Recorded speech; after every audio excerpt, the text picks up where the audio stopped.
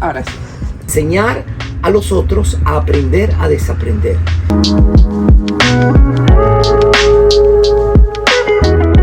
Hola, sean todos bienvenidos el día de hoy en conmemoración del mes del orgullo LGBTIQ+. Tenemos el honor de que nos acompañe la diputada, activista y ahora candidata para la presidencia, la doctora Tamara Adrián. Bienvenida. No, muchísimas gracias por esta oportunidad y un gran saludo a todas esas personas que ustedes como jóvenes pichones de comunicadores sociales están poniendo ahí a mover la cabecita. Ay, gracias. De verdad para mí es un placer tener la oportunidad de poder entrevistarla el día de hoy.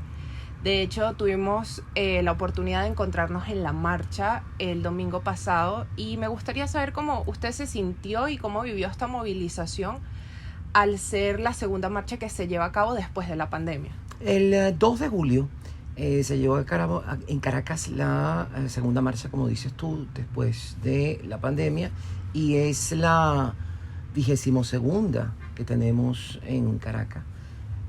Yo he participado en todas menos en 3 que no estaba en Venezuela en ese momento. Entonces veo un salto cuantitativo importante. Las primeras marchas fueron muy reduciditas, muy chiquiticas. Sí. Eran 100 personas, 500 personas. Después, en los años 2006 y 2007, hubo un boom y hubo hasta mucho más gente de la que hay hoy en estas marchas, en estas alturas. Pero vino un proceso de politización de la marcha. La marcha se tiñó de rojo en los camiones, en la gente, y el resto de la gente dijo, no, aquí no quiero. Y coincidió que la marcha del 2008, si mi memoria no me traiciona, correspondió con el final de la Mundial de Fútbol, el juego final. Ajá. Y así fue muy poca la concurrencia ese año, y a partir de ahí, en los años subsiguientes, hubo temas como que la politización continuó, la separación esa horrenda entre los venezolanos que se quiere crear a los fines de dividirnos políticamente, se acrecentó, y entonces quienes estábamos juntos dejamos de estarlo, y quienes colaborábamos dejaron de colaborar porque éramos unos apátridas y unos escuálidos y unos no sé qué y todo lo demás, aquellos insultos que todavía algunos profieren. Luego siguió pasando el tiempo y vinieron 2014, 2017, 2019, hubo protestas en la calle, entonces las marchas prohibieron que las marchas pasaran de Chacaíto, las marchas llegaban de aquí a Chacaíto y nos caían a gases lacrimógenos en lo que llegábamos a Chacaíto para impedir que pasáramos hacia Municipio Libertador, y entonces desde el otro lado, el Municipio Libertador organizaba una marchita a veces de 100 personas que salía de Katia, y 2022 fue el año cuando se volvieron a reunificar los grupos de todas las tendencias políticas, y eso dio como resultado la marcha 2022 y esta marcha 2023, donde hay un salto cualitativo, digo también por lo siguiente, porque veo algo que no veía tanto antes. Muchos padres, madres, abuelos, abuelas acompañando a sus hijos, hijas, hijes en la marcha. Eso antes no pasaba. Con pancartas que dice orgullosa madre de una persona LGBT, orgulloso padre de, y así, orgullosos padres, y con sus pancartas. Conocí al menos 20 que gente me dijo, mire, profe, mi papá, mi mamá, mi tía, mi tío, mi abuela, estaban ahí. Eso es un cambio bastante importante. Eso los fundamentalistas los tienen locos, porque los mensajes de odio ayer en las redes eran de locura. Por otro lado, también eso venía de hace mucho tiempo, pero podríamos decir que si bien el Pride siempre ha sido en el mundo entero una fiesta, y como toda fiesta, tienes el momento de vestirte como te dé la gana en una fiesta, porque es como un carnaval, es el momento. Sin embargo, lo que sí observo del año pasado y este año es que esas, entre comillas, disfraces quizás no llegaban al 1% de las personas que estaban ahí. A lo más se ponían una cosita en la cara, una pinturita en la cara, una paillette, unas cositas brillantes en la cara, pero el 96% eran jóvenes, muy jóvenes, sí. 15 a 25 años, con su carita muy lavada y sin ningún tipo de signo externo, a menos que fuera una bandana, una franelita o tal, sí. Qué sé yo. Y eso creo que es un salto cuantitativo. Y otro salto cuantitativo es la cantidad de mensajes de derechos. Sí. En los años 2000 a 2015, 17, los mensajes de derechos, exigiendo derechos, eran mis pancartas y la de una o dos organizaciones más. El resto nadie. En cambio aquí, yo sí lo veía en todas las pancartas, exigiendo derechos iguales. Y esto es significativo del momento en el cual hoy en América Latina tenemos derechos iguales para más del 90% de la población y no se acaba el mundo. Lo tenemos para México, Costa Rica, Colombia, Ecuador, Brasil, Uruguay, Argentina, Chile, Bolivia, Cuba, parcialmente en Perú, parcialmente en Honduras. También lo tenemos en Aruba, Curazao y Bonaire, lo tenemos en algunas islas del Caribe. Y no se acaba el mundo. Todas esas cosas que dicen los fundamentalistas horrorizados, que se acaba la familia. No, las familias que existían siguen existiendo.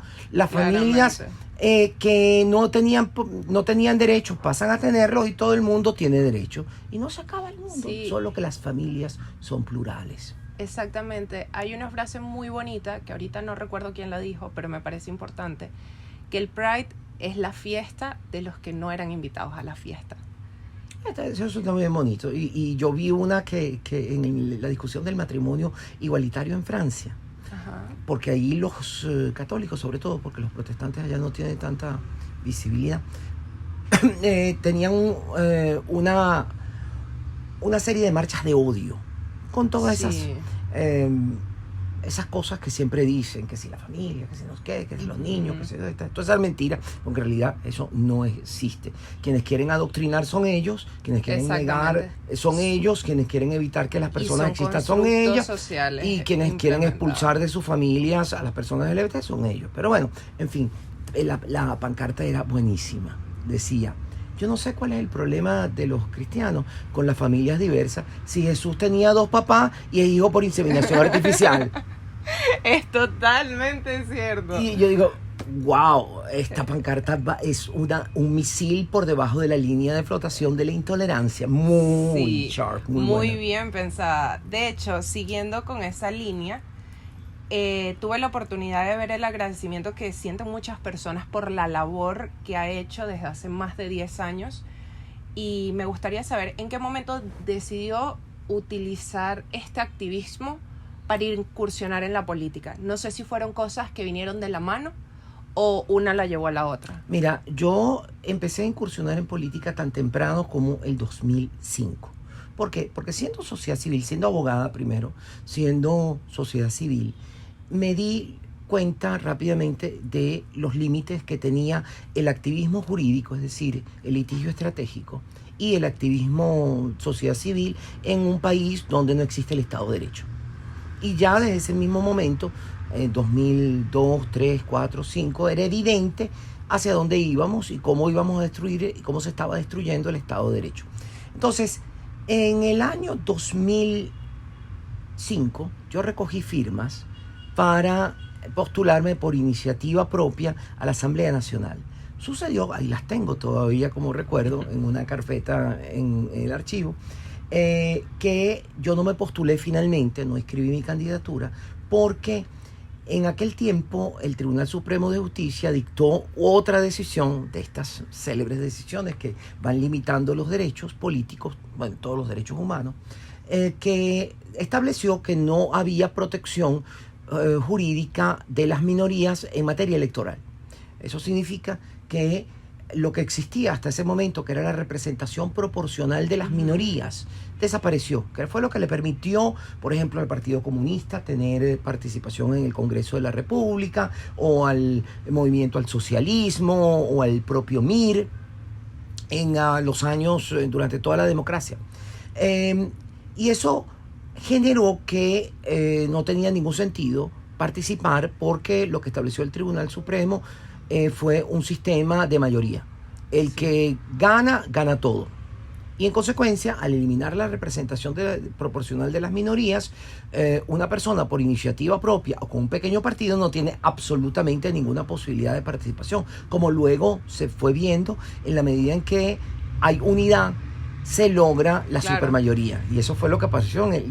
Hubo que esperar 2015 para darse cuenta de lo que yo venía diciendo desde el 2005. Mira, ahora todos tenemos que ir juntos, porque es que ya el juego lo cambiaron. Cambiaron un juego de múltiples actores para un juego de 2 actores.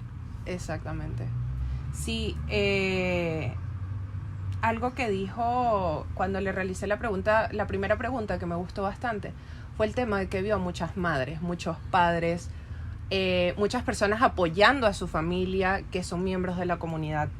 Y me gustaría saber qué consejo le daría a todas esas personas que vienen de otras generaciones y les cuesta entender un poco estos nuevos cambios que estamos teniendo como sociedad a nivel mundial.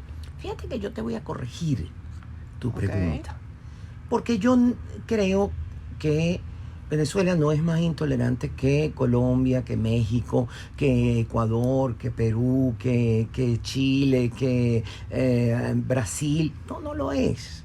Y de hecho el único estudio que se ha hecho de opinión donde se hizo una pregunta sobre si estaría a favor de derechos iguales para la comunidad LGBT, salió con más del 60% que sí. O sea que es una minoría, un 40% aproximadamente, un poquito menos, de personas que están en contra. Sí. Que es básicamente lo mismo que hay en todas partes del mundo. Esas personas que son fundamentalistas, que son tradicionalistas, que son apegadas a ciertas tradiciones que no quieren cambiar, nunca pasan de un 30% de la población. El resto, pero lo que pasa es que son muy vocales, y muchas veces tienen bastante poder. Ruido. Entonces hacen mucho ruido, efectivamente. Y sin duda alguna, el paso de... hay un cambio paradigmático generacional. Sin duda alguna, yo lo que veo es que ese 60% en la juventud, personas que tienen menos de 25 años, quizás puede subir el 90%. Y habrá un 10% de tradicionalistas. Pero ya ha subido muchísimo. Pero también es curioso que yo creo que las personas mayores tampoco son intolerantes. Más tú pasas en la vida, yo porque me lo encuentro en la calle siempre, gente mayor que siempre dice: ay, usted tiene razón, hay que ser feliz en la vida. Y creo que llega un momento en esa vida en la que las personas ven hacia atrás y dicen: wow, si yo hubiera hecho aquello y esto, hubiera sido feliz y no hubiera tenido esta vida de porquería que he tenido. Y se arrepienten de muchas cosas. Y lo que veo es eso, gente que dice: sí, hay que ser feliz, no importa cómo lo sea, hay que ser feliz. Entonces creo que ese bloque de fundamentalismo, de intolerancia, de irrespeto, se concentra entre los 25 y los 40 años, básicamente, o 40, 45 años, ahí en ese bloque. Y entonces yo me empiezo a preguntar: ¿por qué en ese bloque?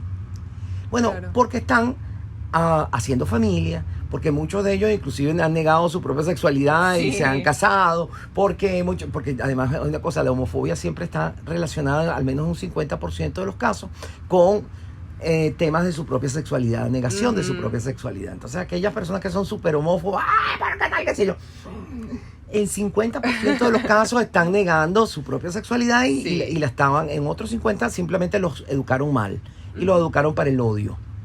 Pero en el otro 50% de los casos era simplemente personas que tenían dudas sobre su propia sexualidad, la acallaron y entonces trataron de pasar como en la normal, entre comillas. Claro. En la normal en el sentido de lo heteronormativo. De la normal de Honk.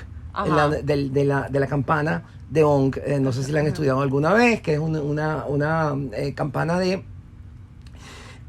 estudio estadístico en estadística, que es lo que cae dentro del centro de la campana y que es lo que cae en las estructuras de la campana. Es decir, usualmente cuando tú haces estadística, tú tienes, tú creas esa campana de Onk que sube y baja. Entonces tiene dos extremos que son mucho más bajos, donde hay menor porcentaje y un mayor porcentaje de personas o de situaciones en el medio. Ahí, eso es lo que llama en estudios estadísticos la normal estadística. Entonces, en el sentido estadístico, no en otro sentido, porque no hay nada normal ni anormal, sino simplemente es el término que en estadística se da a ese centro de la campana, que ocupa un porcentaje mayoritario de situaciones. Entonces, en esa idea aparecen estas personas que niegan la existencia de los demás. Pero al negarlo, niegan la dignidad. Al negarlo, niegan su propia existencia. Porque una de las cosas que siempre digo es que yo no entiendo por qué tanto hablan de amor, cuando en definitiva lo único que practican en su vida es el odio por todo. Por ellos mismos, por los demás. Deben ser muy infelices, pobrecitos. Sí, realmente eso es algo que queramos o no, este pequeño 40% del que usted me habla es gente que hace mucho ruido. Y lastimosamente son padres, son tíos, son jefes, que afectan, inclusive profesores que afectan y mellan en el interior de las personas que se sienten diferentes. Y con eso me gustaría concluir la entrevista. Me gustaría que les diera un consejo a todos esos jóvenes que se sienten limitados por su condición socioeconómica, por su religión, por su raza, por su orientación sexual, su identidad, e inclusive por el hecho de ser mujer. Los medios de dominación creados socialmente solo pueden ser deconstruidos en la medida que alguien toma conciencia, que la mujer toma conciencia de la forma en que se le domina a través de la estructura patriarcal, que la persona con discapacidad toma conciencia de cómo se le domina a través del sistema de habilidades corporales, que las personas LGBTI toman conciencia de cómo se les domina a través del sistema género, que las personas racializadas toman conciencia de cómo se les domina a través del sistema raza y así, o a través del sistema religión, creando personas dignas y personas indignas. Y las personas indignas son personas indignas de la igualdad ante quienes son los entes superiores. Llámase el hombre blanco, llámese la persona con capacidades no diferenciadas corporales, aunque todo el mundo tiene, hoy en día, el otro día yo traté de correr 200 metros y ya no quiero correr más 200 metros, y antes corría kilómetros, pero ahora ya no puedo, entonces tengo una capacidad diferenciada corporal. El tema racial, el tema LGBT, porque fíjate que lo que es importante es que todo el mundo entienda es que nadie nace racista, nadie nace misógino, nadie nace homófobo, nadie nace transfóbico, nadie nace intolerante religioso. Todas esas cosas se aprenden. Y se aprenden muchas veces en las casas, en los colegios, en las iglesias, en las calles. Y para cambiar las cosas hay que aprender a desaprender. Y enseñar a los otros cómo desaprender. Porque tú no puedes desaprender por nadie, no, claro, pero puedes enseñar a los otros a aprender a desaprender. Y en la medida en que podamos crear ese círculo virtuoso de aprender a desaprender los odios, podemos crear una sociedad más justa. Pero sin embargo, eso puede tardar mucho tiempo. Estaba hablando el otro día con Michelle Bachelet en Washington. Y ella decía, mira, con la estimación nueva que tenemos de igualdad de la mujer, implica que con el retroceso que tuvimos durante el COVID, retrocedió la situación relativa de las mujeres en el mundo. Y los estimados que teníamos en ONU Mujeres de que se necesitaban entre 80 y 400 años, dependiendo de los países, para lograr igualdad efectiva entre hombres y mujeres, ha subido a 146 años en los países donde hay más igualdad en este momento. O sea que todavía el tema se las trae y todavía la lucha es de todas y de todos, porque en la medida que vamos hacia un planeta más justo, además que respetemos el planeta como ente, además como ente, y como hogar, en la medida en que respetemos a los demás y respetemos el planeta, podemos asegurar una vida mejor para las personas que moren en este planeta. Bueno, doctora Tamara, de verdad, muchísimas gracias. Muchísimas gracias a ustedes por vernos y nos despedimos. Muchas gracias.